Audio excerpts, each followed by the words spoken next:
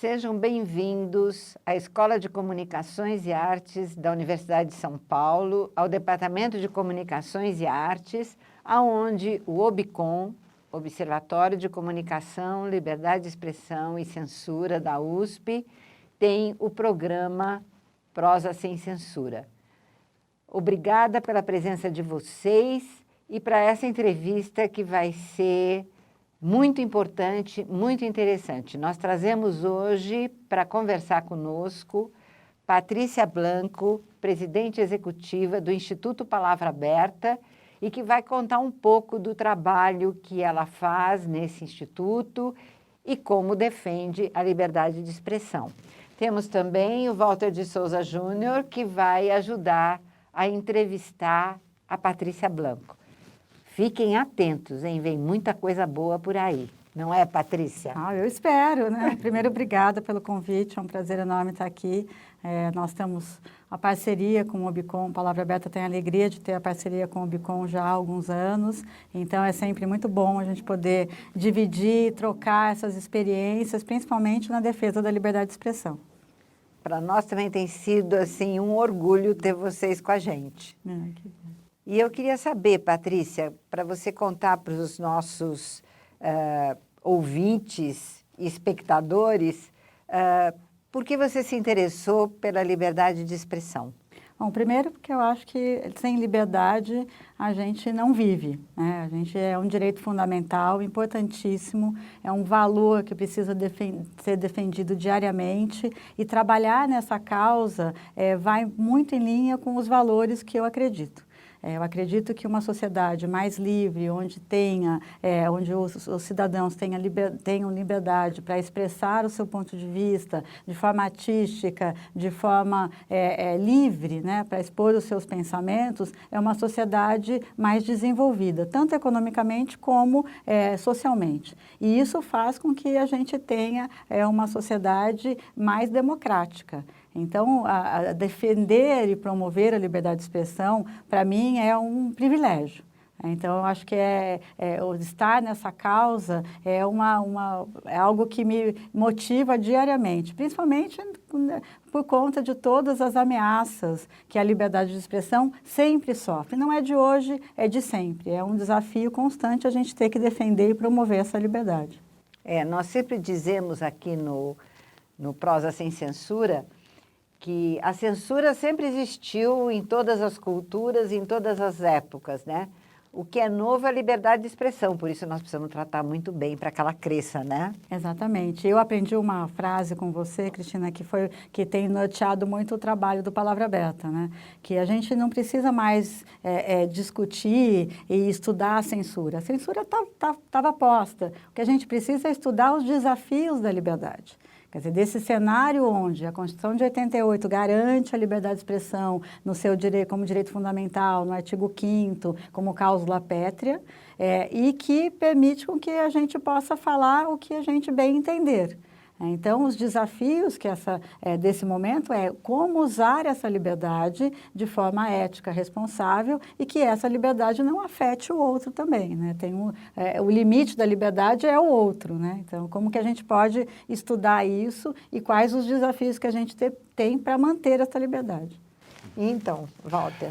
Eu queria perguntar para a Patrícia, você preside o Instituto Palavra Aberta já faz quase uma década, né? Está fazendo 10 anos agora em fevereiro. Explica para a gente o que é o Instituto.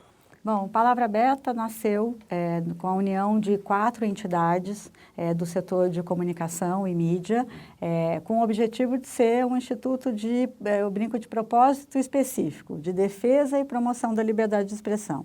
Em final de 2009, começo de 2010, essas entidades viram a necessidade de se unir e criar esse instituto, porque o que estava acontecendo naquele período?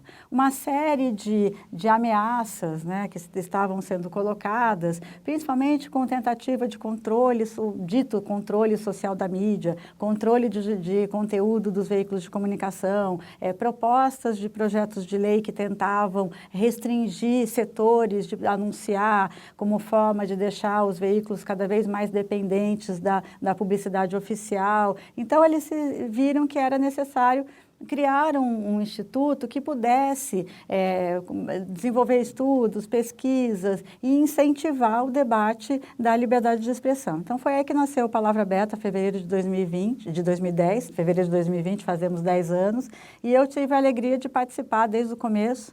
Eu entrei no Palavra Aberta antes dele existir formalmente, montando todo o planejamento, comecei a trabalhar efetivamente em novembro de 2009, e aí depois disso a gente conseguimos então lançar o Instituto em fevereiro de 2010, e aí desenvolvemos um plano de ação focado em 3 pilares. O primeiro pilar é um centro de estudos, no qual a parceria do OBCOM está relacionada, onde o nosso objetivo é incentivar a produção acadêmica na área de liberdades. E aí, só um parênteses, o que a gente via é que tinha uma produção muito voltada para o olhar do retrovisor e não olhando para frente, para esses nossos novos desafios. Então, fizemos a parceria com o OBCOM, fizemos uma parceria também com o INSPER, onde a gente tem uma cátedra para discutir liberdade de expressão, e o interessante é que a gente saiu do mundo da comunicação e foi para a área de negócios, justamente por acreditar que a liberdade de expressão promove o desenvolvimento econômico, o desenvolvimento social. Então, a gente quis levar isso para a área do business, né, para que eles pudessem também entender. Temos uma parceria com a SPM, também uma cátedra, para estudar comunicação, mídia e consumo, e qual a relação entre as mensagens. O segundo pilar é o de publicações e eventos, no qual a gente publica os livros, né, e faz eventos para debater. E o terceiro pilar é o advocacy. É defender a liberdade de expressão entre os poderes constituídos, executivo, legislativo, judiciário, levando a tese que a liberdade de expressão ela tem que ser seguida por conta do que está escrito na Constituição de 88. Né? Então, acho que ela está lá, ela está posta, né? A gente só precisa exercê-la corretamente. Então, eu queria mostrar para vocês alguns livros que nós fizemos em parceria com o Instituto Palavra Aberta, né? Nós temos esse Pós-Tudo e a Crise da Democracia, Leituras e Releituras e Privacidade, Sigilo e Compartilhamento. Então, vejam como pode ser fecunda a parceria da universidade pública com um instituto de direito privado. E é interessante que você pega, né, esse livro aqui, o Privacidade, Sigilo e Compartilhamento, ele foi feito em 2017. E esses, assim, se a gente pegar cada um desses termos aqui, eles são tão atuais e tão importantes que a gente agora, na esteira da aprovação da Lei Geral de Proteção de Dados, tem tudo a ver com privacidade, sigilo e compartilhamento e como esses 3 termos se casam, né, e estão relacionados com a liberdade de expressão. Para aqueles que estiverem interessados nessas publicações, elas estão disponíveis gratuitamente no portal de livros aberto da USP. Elas são publicações justamente com a Escola de Comunicações e Artes e o Instituto Palavra Aberta. E com a participação de mestrandos, doutorandos que se dispuseram a participar dos debates, né, e Sim. a escreverem sobre esses temas. Eu acho isso muito rico, porque faz com que a gente oxigene o ambiente, né, de informação, até com teses e subsídios que apoiam o terceiro pilar do Instituto, que é o advocacy, que quando a gente chega para conversar com um deputado, com um senador, com um juiz, levando um material da academia, que é um material de peso, eles olham com outro olhar. Você consegue discutir de uma forma mais aprofundada sobre determinados desafios. Porque, por exemplo, a discussão de como combater fake news. Hoje é um grande desafio, como combater a desinformação e toda essa proliferação de conteúdo impróprio. Você chegar com algo que a academia produziu, né, com mais subsídios, melhora essa discussão. Ela se torna mais rica, você contribui para o debate. Patrícia, vocês acabaram de lançar um programa chamado Educamídia, né? A gente queria conhecer um pouco mais, você poderia contar para a gente como é que ele está funcionando? Bom, o Educamídia nasceu porque dentro dessa linha da defesa da liberdade de expressão, a gente tem uma tese lá no Palavra Aberta, na verdade são duas, né? A primeira é quanto mais você sabe, melhor você decide. Então, quanto mais informação, melhor para o cidadão. Seja informação editorial, política, comercial, quer dizer, qualquer tipo de informação, se o cidadão tem acesso, ele vai poder decidir melhor. E nessa linha, o que a gente estava encontrando muito nas discussões do Poder Legislativo era tentativas de proibição. Então, para combater as notícias falsas, proíbe a produção de notícias falsas. É impossível. Você não vai conseguir resolver um problema que é um problema global a partir de uma lei específica que não vai ter eficácia nenhuma. Então, a gente sempre defendeu a tese, proibir não resolve, o que resolve é educar. Mas o que a gente estava fazendo para educar? Esse cidadão que hoje é um produtor de conteúdo, tem a fusão de papéis entre consumidor e produtor, ele está ali vendo uma notícia, ele está publicando, ele está postando, ele não está sabendo diferenciar o conteúdo que ele recebe, seja do WhatsApp. Então, a gente criou esse programa de educação midiática do Instituto Palavra Aberta, Educamídia, e desenvolvemos uma trilha para ensinar, para levar aos professores o que é a educação midiática, qual a importância dela neste momento da sociedade conectada e como o professor pode atuar como um agente nessa educação, fazendo com que o cidadão se torne mais, desenvolva o senso crítico, saiba interpretar as mensagens da mídia, saiba produzir conteúdo com ética e responsabilidade, saiba participar desse ambiente de discussão, evitando, inclusive, discurso de ódio, intolerância. Quer dizer, é um projeto que a gente tentou atuar de uma forma bem ampla, né, bem holística em relação ao cidadão, como empoderá-lo nesse mundo midiático que a gente vive. E é um programa de livre acesso. Livre acesso. Você pode acessar pelo site do Palavra Aberta, palavraberta.org.br, ou pelo site específico do programa, que é www.educamidia.org.br. Todos os materiais existentes, tanto no site do Palavra Aberta como no Educamídia, são livres, são para download abertos. Quer dizer, a gente tem, nesse primeiro momento, no site do Educamídia, alguns materiais para ajudar o professor. O primeiro deles é um curso EAD de 30 horas, que a gente fez em parceria com a Fundação Vanzolini, e outros materiais didáticos que ele pode baixar, pode usar na sala de aula. E no Palavra Aberta, todos os livros também estão disponíveis para livre acesso. Que bom. Então, nós aqui, Patrícia, temos lidado muito com esse paradoxo. Havia setores da sociedade que queriam muito ter voz.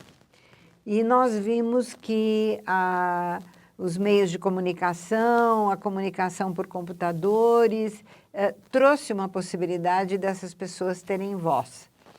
Mas a gente, muitas vezes, não percebe um avanço na liberdade de expressão.